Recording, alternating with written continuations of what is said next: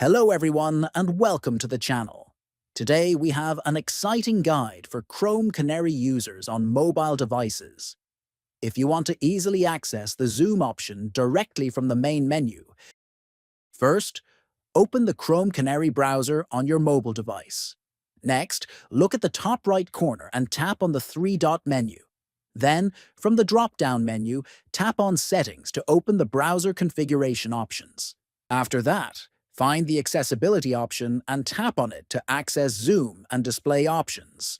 Once you are in accessibility, you will see an option labeled Show Zoom Option in main menu. Toggle this option on to enable it. You will now see the zoom option displayed in the main menu. This allows you to quickly zoom in or out on web pages without going back into settings. Give this video a like, share it with others, and thanks for watching.